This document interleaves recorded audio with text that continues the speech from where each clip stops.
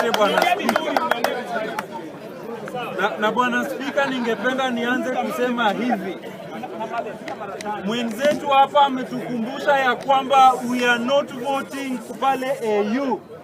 Lakini yeye ni kama ana vote AU na anaenda kupea Raila kura. And it is very evident that common sense is not common to everyone, bwana Speaker. Kama unaweza simama hapo utuambie ati William Ruto is going unopposed, then you should not be even calling yourself a Kenyan, bwana Speaker. But ningependa nianze na hii debate, bwana Speaker, about government ya United States influencing the policies ya nchi ya Kiafrika ikiwemo Kenya, bwana Speaker. But I would want to start by analyzing how is the United States influencing the policies yenye iko Kenya. From there now I will narrow down to who I think should be the president of the Republic of, or rather the United States. Na ni kwa nini ningependa akuwe.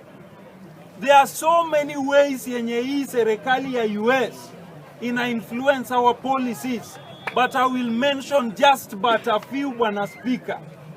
Ukiangalia through economic aids yenye tunapata kutoka ng'ambo, that is one way through which they influence our policies. Ukiangalia through military cooperations between United States na Kenya, that is another way through which wana influence our policies.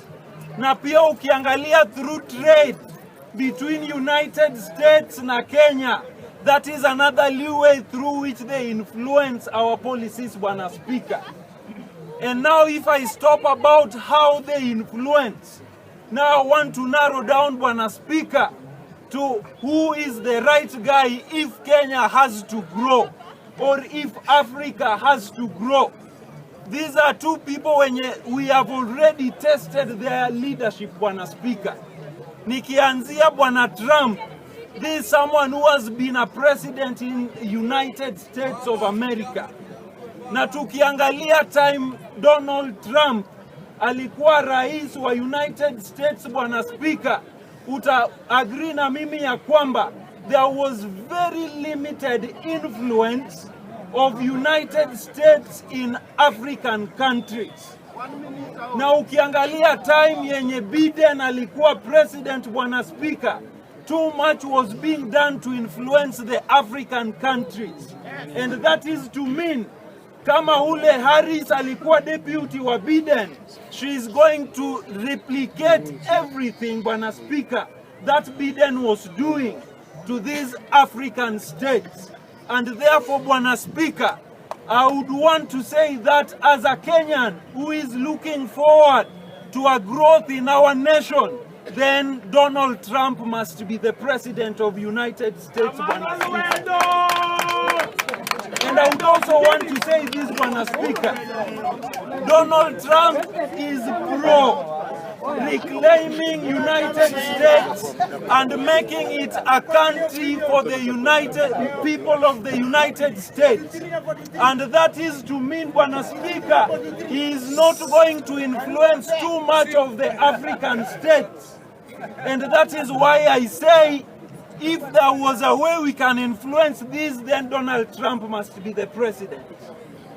Na ukiangalia side ya Harris, bwana Speaker, wanajifanya ya kwamba wanasaidia hizi nchi za Kiafrika, but kusema ukweli, they are making us poor even more, bwana Speaker.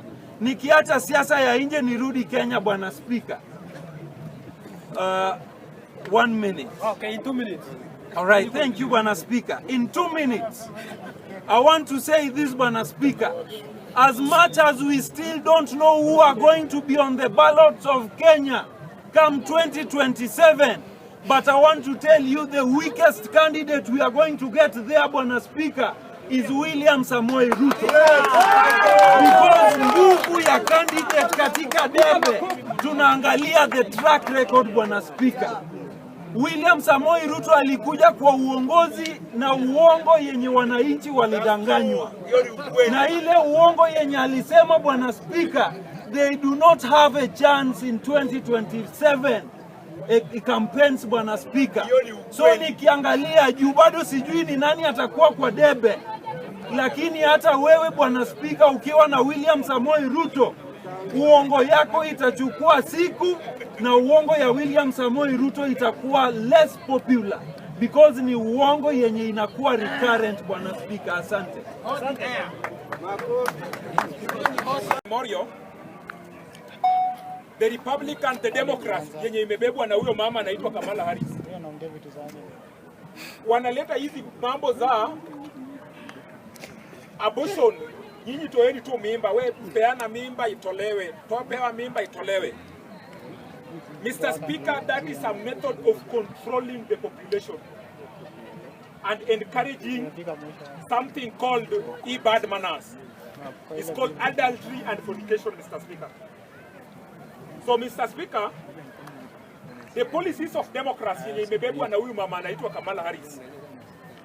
It will affect Kenya in this way. Kitu ya kwanza, kitu Amerika yenye tuligundua wanafanya. Amerika ndio tuletea huyu mama, anaitwa nani? Huyu ambassador. Anaitwa, kuna ambassador hapa tuliletewa. White something. Meg Whitman. Huyo mama, yeye ndiye alifanya kwanza, hii miti ilikatwa hapa. Hiyo kitu hakijawahi sahau. Huyo mama, hakijawahi sahau. Na hiyo siku tuliletewa polisi hapa. Kwamba tumeongelelea mambo ya IMF. Ukikumbuka, polisi ililetwa hapa, polisi haujui kenye mmefanya, lakini mliongelea IMF jana na mkaongelea how the American policy is interfering with Kenya. Orders ikatoka above, mnakumbuka inspector akakuja pale na mapolisi tukaenda kuongea nao pale. Hata wao wamesema waliambiwa kwamba wakuje wafukuze wenye wanaongeanga hapa.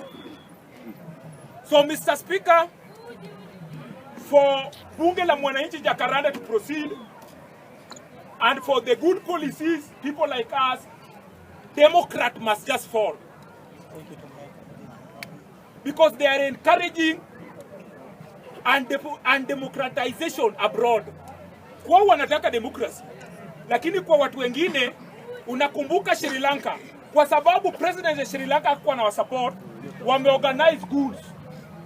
Wakafanya maandamano, wakakimbiza president wao.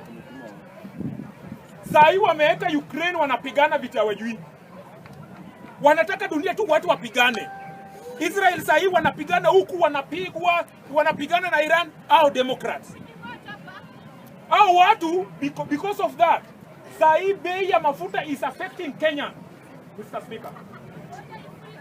Saa hii because of hii gari unatokanga hapa inakuwa 70 kufika town because of price of fuel. And price of fuel is being controlled by OPEC. And OPEC is made up of the countries in Middle East and in part of Asia, Mr. Speaker. So, Mr. Speaker, 1 minute to proceed. Okay.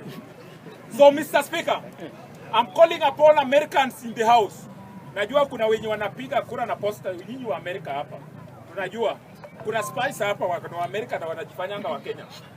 So we are calling upon you to vote for Donald J. Trump. That individual, first of all, yeye yake ilikuwa rahisi. Amesema akiingia urais, hiyo siku anaingia vita ya Ukraine inaisha. Sasa wewe ni president, unasema uongo.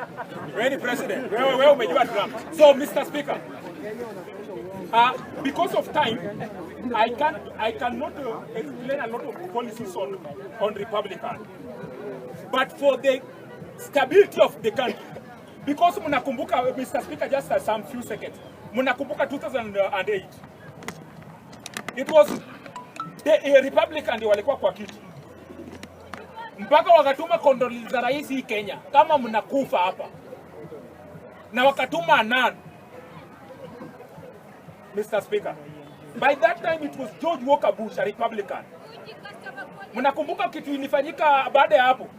2013 mambo wakiharibika Kenya. Obama wote lego hapa because ni mtu ya Democrat pale. How democracy outside America, they don't care. In fact, they are very happy when there is a status quo.